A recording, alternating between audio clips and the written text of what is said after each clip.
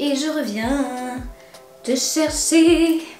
Je savais... C'est une chanson ça. Aujourd'hui on parle de ça.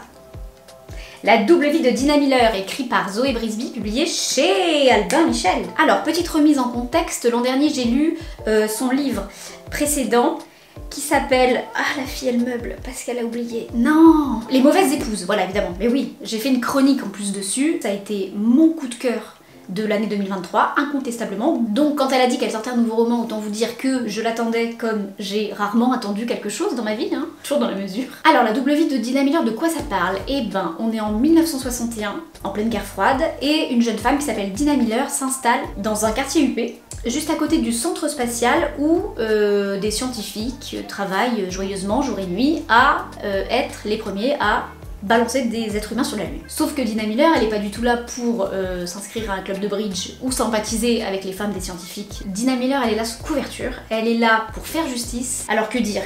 Bah une fois de plus, j'ai adoré. J'ai adoré, c'est à la hauteur des mauvaises épouses, je trouve. C'est glaçant parce que la plupart des faits qu'elle relate se sont vraiment passés. C'est fascinant aussi, on ressent comme une espèce de nécessité d'aller au bout de la mission avec Dina. Et puis c'est captivant, je l'ai lu en, je sais pas, quelques heures, d'une traite.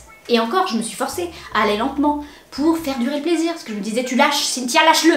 Lâche-le tout de suite, tu as encore un an à attendre avant d'avoir le prochain. Bon bref, c'est un énorme coup de cœur, Ça parle vengeance, évidemment, ça questionne sur la nécessité de faire justice soi-même, sur comment se reconstruire après un drame, sur à quel point est-ce qu'on doit se travestir pour atteindre les objectifs qu'on s'est fixés.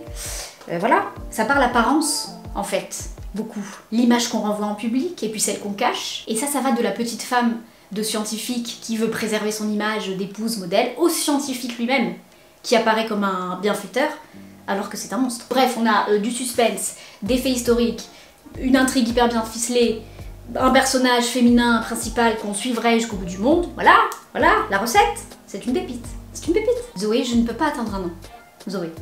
Zoé, les calculs sont pas bons, Zoé. Il faut faire quelque chose. Donc je ne sais pas. Mais là, moi, je n'attends pas un an, Zoé.